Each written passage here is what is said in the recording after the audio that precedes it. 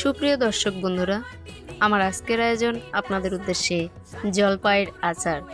শীতকাল মানেই জলপাই বেরিয়ে যায় এবং জলপাই থেকে যে লোভনীয় আচার তৈরি করা সম্ভব বাঙালিয়ানা পদ্ধতিতে, আজকে আমার আয়োজন সেটি। তবে আর দেরি না করে এখনই শুরু করা যাক। প্রথমে জলপাইগুলো ধুয়ে নিলাম এবং সিদ্ধ করতে বসিয়ে দিলাম। সিদ্ধ হয়ে যাওয়ার পরে জলপাইগুলো এই যেভাবে ভিডিওতে আমি টিপে টিপে আটিগুলো বের করে ফেলছি সেভাবে বের করে নিতে হবে।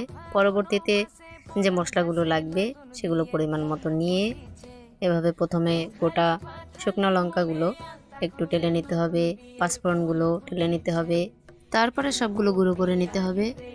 তবে ওখানে কিছু তেজপাতা, গোটা এলাচ এবং দারুচিনি রয়েছে, ওটা আলাদা রেখে দিতে হবে। এবারে কড়াই বসিয়ে পরিমাণ মতো তেল দিয়ে দিলাম।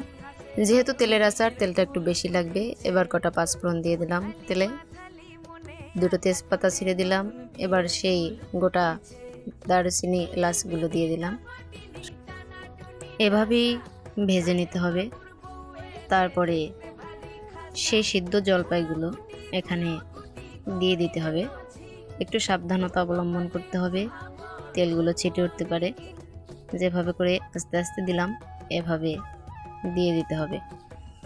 আসলে আচার বলতেই সকলে আচার পছন্দ করি, বা মেয়েরা তো আচার প্রেমী এমনিতেই হয়। তো বাসায় আমি প্রতি বছরই যে সিজনের যে জিনিস আমি তৈরি করি আচারগুলো, তো কখনো ভিডিও করা হয় না, এবার একটু ভিডিওতে নিলাম। তো আপনারাও দেখুন আমি কিভাবে তৈরি করি। এবারে নেড়ে চেড়ে হলুদ, লবণ, শুকনো মরিচের গুঁড়ো, অন্যান্য জিনিসপত্র দেবার সময় হয়ে আসতেছে। তবে আচারটা তেলে দেবার পরে একটু বেশি সময় লাগে এবং খুব সাবধানের সহিত নাড়াচাড়া করতে হয়। যদি একটু কোনোভাবে আঁচটা বেশি হয়ে যায়, একটু দাগ লেগে গেলেই গন্ধ হয়ে যাবে। তো এবার আমি হলুদ দেব, যতটুকু প্রয়োজন পরিমাণ মতো হলুদ দিয়ে নিতে হবে। পাশাপাশি খাতাখন্তি নাড়াচাড়া এটা তো চলবেই। তারপর একটু শুকনো মরিচের গুঁড়ো দিলে ভালো হয়। যদিও শুকনো মরিচ তেলে যেটি গুঁড়ো করছি ওটি তো দেবই, পাশাপাশি একটু শুকনো মরিচের গুঁড়ো দিলে বেশি ভালো হবে। স্বাদ মতো পরিমাণ মতো লবণ দিতে হবে। লবণটা বেশি লাগবে, যেহেতু টক জিনিস, লবণ না হলে নয়। এটি টক ঝাল মিষ্টি আচার হতে চলছে এবং আশা করি খুব সুন্দর হবে। পরিমাণ মতো চিনি দিয়ে দিতে হবে। চিনিটাও বেশ লাগে। 1 কেজি জলপাইয়ে প্রায় আধা কেজি মতো চিনি লেগে যায়, প্রায় পুরোটা লাগে না।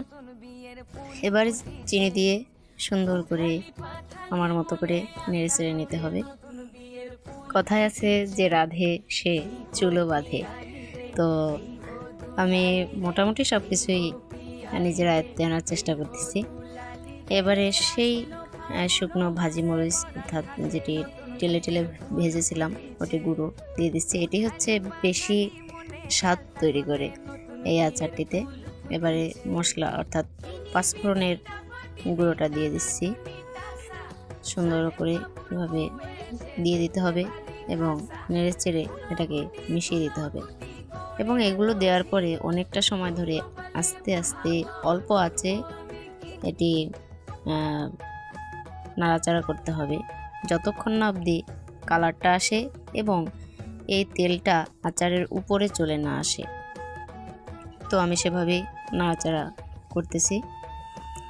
আপনারা দেখেছেন আমি সিদ্ধ জলপাইয়ের আটিগুলো টিপে টিপে ছাড়িয়ে নিয়েছি। তো আসলে হয় কি, যদি সব জলপাইয়ের আটিগুলো দেওয়া হয় তাহলে আটি আটিই হয়ে যায়, অনেকগুলো হয়ে যায়। তাই অল্প করে দিবেন, আটি রাখা যাবে। এবারে ভিনেগার দেওয়ার পালা, যেটি আচারটিকে অনেক দিন বাঁচিয়ে রাখতে বা টিকিয়ে রাখতে সাহায্য করবে। তাই পরিমাণ মতো একটু ভিনেগার দিলাম এবং এটি আরেকটু স্বাদ বাড়ায়। আমার মনে হয় যতবার দিয়েছি মনে হচ্ছে এটি একটু ভিন্ন মাত্রার স্বাদ তৈরি করে, প্লাস আচারটিকে সুরক্ষিত রাখে অনেক দিন যাবত। এটি ভিনেগারটি দিয়ে সঙ্গে সঙ্গে নাড়া দিতে হবে, দেরি করা যাবে না। দেখুন কত সুন্দর কালার চলে আসতেছে। এই শেষ সময়টা এতটা গুরুত্বপূর্ণ যে এই সময়টা যদি আপনি একটু হেয়ালিপনা করেন তাহলে আচারটাই নষ্ট হয়ে যাবে। তাই এই সময়টায় বারবার নাড়াচাড়া করতে হবে এবং চুলার আঁচের দিকে খেয়াল রাখতে হবে। আমার শেষ হয়ে গেছে এবং সর্বশেষ আমি আচারটাকে তুলে নিয়েছি। এবার দেখুন কি সুন্দর কালার এবং কতটা সুস্বাদু হয়েছে, না খেলে বোঝানো সম্ভব নয় যে এটি কতটা মুখরোচক। ভিডিওটি সম্পূর্ণ দেখার জন্য আন্তরিক অসংখ্য ধন্যবাদ।